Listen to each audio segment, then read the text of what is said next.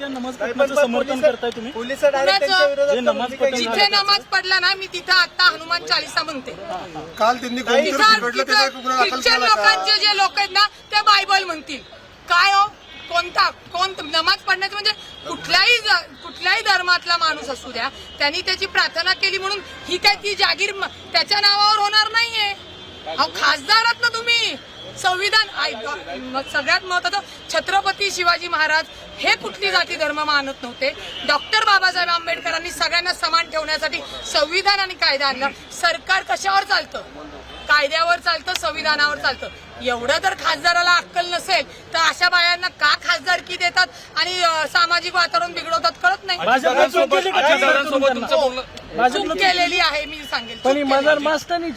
कुणाची म्हणतात ना की आता ती मस्तानींची आहे का अजून कुणाची त्याच्यामध्ये मी सगळी माहिती घेऊन बोलेल. मी काय मेधा कुलकर्णी नाही उठकी सूट लावली जीवानी बोलायला.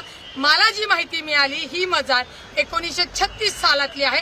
त्याची पीडीएफ सुद्धा मी तुम्हाला सगळ्या पत्रकारांना देते. अजित पवारांचं बोलणं झालंय का काही हा सगळा विषय त्यांच्या कानावर घालणार आणि काय मागणी करणार त्यांच्याकडे? मुळामध्ये माझी एकच मागणी आहे. आमचे पालकमंत्री अजितदादा असतील, मुख्यमंत्री आमचे देवेंद्र फडणवीस साहेब असतील की मेधा कुलकर्णी यांच्यावर गुन्हा दाखल झाला पाहिजे. आता आंदोलन ऐका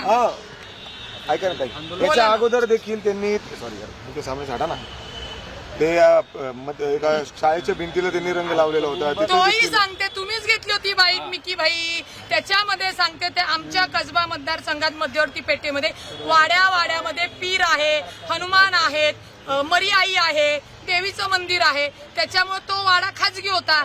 मी म्हणते कुणी हिरवा लावला असेल, यांनी जाऊन भगवा लावला. त्याची मालकी तर नाही ना बदलली. आणि हिरव्यावर त्यांना एवढा राग असण्याचं कारण काय मला कळत नाही. अहो हिंदू धर्मामध्ये सौभाग्याचं लेणं म्हणजे हिरवा रंग आहे.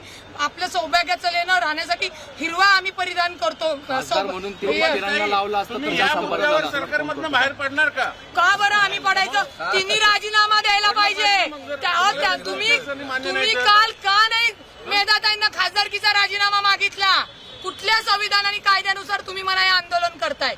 आम्हाला बाहेर पडण्यापेक्षा जी बाई वातावरण खराब करते, जी जातीत तेढ निर्माण करते तिचा खासदारकीचा राजीनामा. हनुमान चालीसा कुठे म्हणणार आहे? हनुमान चालीसा कुठे म्हणणार आहे? कुठं तुम्ही म्हणले ना हनुमान जिथं नमाज हे केलं ना तिथं बसते आणि मनातल्या मनात हनुमान चालीसा म्हणते. परत पोलिसांनी गुन्हा दाखल करू नये म्हणून.